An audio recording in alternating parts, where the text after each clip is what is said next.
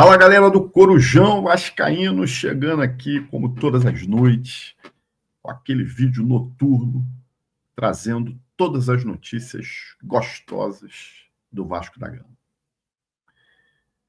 Dia agitado que começou ontem, já na madrugada, né? Após a exibição do nosso vídeo da noite, começou a agitação com todas as notícias aí envolvendo o nosso presidente Pedrinho. Ontem à noite também saiu uma notícia falando do garoto da base, o Lucas Eduardo, que havia recebido uma proposta de um time da Ucrânia e que, segundo informações, o Vasco tinha aceitado a proposta e o garoto seria transferido para lá. E aí veio a informação dizendo que não, que o Lucas Eduardo recusou a proposta da Ucrânia. E eu trouxe a informação lá no X do Corujão, mais uma vez, @Corujão Vascaíno, que não foi bem assim. Quem voltou atrás da negociação do Lucas Eduardo com o time da Ucrânia foi o próprio Vasco da Gama. Porque o Vasco tem outras propostas melhores pelo Lucas Eduardo e em breve o Vasco com certeza vai dar continuidade aí nessas negociações para o garoto se transferir. E a ideia é sempre ficar com percentual. A diretoria do presidente Pedrinho, em praticamente todas as negociações que ele fizer com os garotos da base, o Vasco vai sempre manter um percentual para uma venda futura, né? O garoto se transferindo aí de uma nova transferência, né? Com mais valores, como está acontecendo agora com o Ignaldo, né? Aquele garoto centroavante, né? Que era da nossa base aí, que foi vendido também lá para o Shakhtar Donetsk, né? Da Ucrânia, e agora parece que tem um outro time interessado e o Vasco mantém, se eu não me engano, 30% do Ignaldo. Então, numa transferência, o Vasco consegue faturar um valor aí, e essa é a tendência a partir de agora, com os outros garotos aí que forem negociados. O Andrés Gomes, né? O Andrés Gomes, o colombiano, saiu a notícia também hoje, né? A notícia que veio lá da França, que o Vasco chegou num acordo com o Rennes da França para transferência do colombiano, primeiro com um empréstimo, valor em torno aí de 500 a 600 mil euros, esse empréstimo, duração de 1 ano, e depois uma opção de compra obrigatória, que, segundo informações, vai gerar em torno de 5 a 6 milhões de euros. A informação que eu tenho é que isso vai ficar um pouco mais caro. Vai bater lá quase os 7 milhões de euros. Para um atleta de 22 anos que não é titular no time do Rennes, né, que fez uma boa temporada assim lá no Salt Lake City, mas depois que se transferiu para o Rennes, vive altos e baixos, é um jogador que já foi convocado para a seleção colombiana, né? O Vasco pensa num valor de revenda. Esse valor que o Vasco está pagando aí por ele também não é pelo passe integral, são 60% dos direitos econômicos do jogador. Então o Vasco vai ficar com 60% e o Rennes continua mantendo 40%. Nos moldes que estavam se tentando antes, né, que era um valor mais baixo de compra, o Vasco tinha oferecido em torno de 4 milhões e meio para o Rennes, por 100% do passe. Eu até soltei um vídeo aqui no canal dizendo que não viria. Agora, a negociação andou e mudou as formas, né? Primeiro aumentou-se o valor e depois o Vasco não está comprando 100% do passe do jogador, apenas 60%. A expectativa é que ele chegue aí na sexta-feira, faça os exames e logo o Vasco consiga escrever ele, aparecer no bid para poder estar disponível de repente já, não para a partida contra o Atlético Mineiro no domingo, mas nas outras partidas do Campeonato Brasileiro. Acho que o Diniz foi peça fundamental na contratação desse jogador, porque ele quer fazer com o Andrés Gomes o mesmo posicionamento, o mesmo estilo de jogo que ele fez com o Arias, que já saiu do Fluminense. Eu digo a você o seguinte: se jogar 40% do que o Arias jogou, já está valendo a contratação. Para mim, já está valendo a contratação. E eu coloquei na capa do nosso vídeo hoje aí que o Vasco é caso de polícia. Rapaz, e tá cada vez mais virando caso de polícia. Depois da história explanada pelo nosso presidente Pedrinho sobre o gato de água e luz lá na sede da Lagoa, na madrugada de ontem para hoje, surgiu a informação que o presidente Pedrinho poderia ser sequestrado. Porra. Queriam sequestrar o nosso presidente Pedrinho, mas, porra, eu fiquei extremamente assustado. Primeiro que aí depois veio a informação dizendo que não.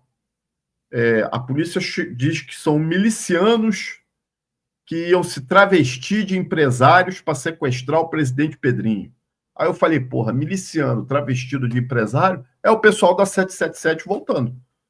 Porra, vem com bonezinho, né, terninho, sapatênis, porra, são eles.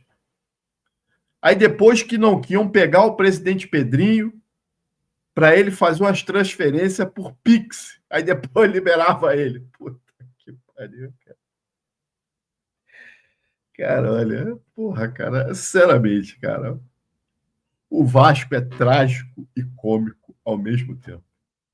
Imagina o presidente Pedrinho dentro de um porta-mala, de um carro todo insufilmado, o maluco com simulacro, para quem não sabe, é uma arma de brinquedo, apontando para o presidente Pedrinho falando, faz o Pix aí, bota aqui R$1.000 para esse Pix aqui da lanchonete, bota mais R$500 aqui pro Pix do açougue, porra, do veterinário, porra, é de brincadeira. O nosso presidente não pode ser sequestrado, gente, porque ele vem fazendo um trabalho excepcional, tá? Está aí, ó, buscando novos investidores, até agora não arrumou ninguém, mas está buscando. Tem aí a reforma de São Januário, que hoje, inclusive, o Renato Brito, aquele, você sabe quem é, né? Falou aí que o negócio está andando, aí teve um vereador aí que está ajudando, que disse que agora o estádio vai ser para 40 mil pessoas. Tinham falado de 50, 55, já caiu aí. Inflação na capacidade do estádio. Né? 40 mil pessoas, que agora o negócio vai, que o potencial construtivo já tem duas propostas aí bombando com quase 100%, né, da venda do potencial construtivo. Né? Presidente Pedrinho on fire em busca de reforço, aí o Andrés Gomes chegando, agora eles vão atrás de um zagueiro, né? Porque os zagueiros que eles trouxeram aí, eles não consideram mais zagueiro, né? O Maurício Lemos, o Lucas Oliveira, né? O Freitas ainda está jogando, tá? Então, ou seja, eles vão agora atrás de um zagueiro. O zagueiro vai chegar, né? Pô, tem a Nike ano que vem chegando aí, porra, cota de televisão aí aumentando ano que vem, não estou antecipando a receita, tem a RJ, né, que vai dar um desconto de 90% da dívida para pagar em 19 anos, os credores estão tudo felizes, né? Presidente Pedrinho está fazendo um excelente trabalho. Não podem sequestrar o meu presidente. Então, a Polícia Civil do Rio pediu para ele reforçar a segurança. Ele está trazendo de novo o Betinho, aquele segurança lá que deu umas bolachas no torcedor lá em Brasília, né, para reforçar a segurança dele. E parece que o Tangerino também, que é bom de porrada, também vai fazer parte da segurança dele agora. Né? Enfim, gente, eu torço muito para que fique tudo bem com o nosso presidente Pedrinho. Para quem assistiu o meu vídeo de ontem, eu falei da Copa do Brasil. Né? E falei que esses confrontos de hoje na Copa do Brasil, o negócio poderia ficar bacana. E olha os classificados de hoje aí. O Bahia não conseguiu ser desclassificado pelo Retrô. O Retrô não conseguiu vencer o Bahia, mas ficou no 0-0. Quase, hein? Quase. O Bahia ficou. O Fluminense empatou em 1-1 com o Internacional, tomando um sufoquinho no final. O Fluminense está classificado. O Corinthians, Palmeiras teve um jogador expulso logo no início do jogo, facilitou a vida do Corinthians. O Corinthians meteu 2-0, classificado. Palmeiras, ó, fora. Candidatíssimo ao título, fora. O Botafogo venceu mais uma vez o Bragantino, já tinha ganho o jogo de ida, ratificou aí a vitória, mas, porra, o pecado nesse jogo foi o Praxedes. O Praxedes fez um golaço, só que foi anulado. Porra, Praxedes também não dá sorte, né? Tem que tomar um banho de descarrego, né? O Atlético Paranaense, nos pênaltis, eliminou o São Paulo. Venceu o jogo por 1-0. O São Paulo também teve um jogador expulso, o goleiro Rafael, foi expulso, jogou com 10. E nos pênaltis, o Atlético Paranaense parece que meteu 3-0. Ó, mais um candidato ao título aí eliminado, né? E o Atlético Mineiro, apesar de ter perdido o jogo em casa, eliminou a mulambada nos pênaltis. Puta, que chato, né? Muito triste. Mulambada, que não dá para negar, era outro candidatíssimo ao título, né? Então tem 6 classificados aí. Faltam apenas o jogo do Vasco e do CSA, nessa quinta-feira às 20 horas, né? E do CRB com o Cruzeiro.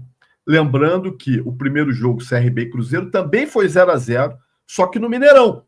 Agora o Cruzeiro vai jogar fora de casa. Imagina se o CRB consegue eliminar o Cruzeiro também. Mais um candidato ao título fora. E o Vascão, amanhã, aliás, nessa quinta-feira, às 20 horas, tem obrigação de se classificar, e se classificar bem, sem sustos, sem pênalti. Diniz, por favor. E a notícia que chega é que não vai ter muitas mudanças, não. Eu acho que o Diniz vai aprontar alguma surpresinha aí. O que o pessoal está dizendo é que o time é aquele lá, né? Com Jardim, PH, Maurício Lemos e Freitas na zaga, Piton na lateral esquerda. Hugo Moura, Tietê e Coutinho. No ataque, Rayan pela direita, Verratti centralizado e Nuno Moreira na esquerda. Eu ainda acredito que o nosso presidente, o nosso técnico Diniz, pode aprontar alguma surpresa, trazer alguma coisa nova nesse jogo aí contra o CSA. O fato, meus amigos, é que nós precisamos passar, são quase 5 milhões de reais em jogo aí, e eu acho que o Vasco classifica, e classifica bem, e aí o sorteio da próxima fase e do emparelhamento é na próxima terça-feira, a CBF vai sortear o emparelhamento, os mandos de jogos e os adversários. Vamos aguardar. Se você gostou desse vídeo, meus amigos, peço mais uma vez que deixe seu like, compartilhe, se inscreva no Corujão, vire membro, para você estar comigo qualquer hora na minha bancada, falando de Vasco, desabafando e entrando também lá no nosso grupo do WhatsApp. Peço a vocês que sigam a gente lá no X, @Corujão Vascaíno, e também segue a gente lá no Instagram, Corujão Vascaíno. Gente, um abraço, até a próxima.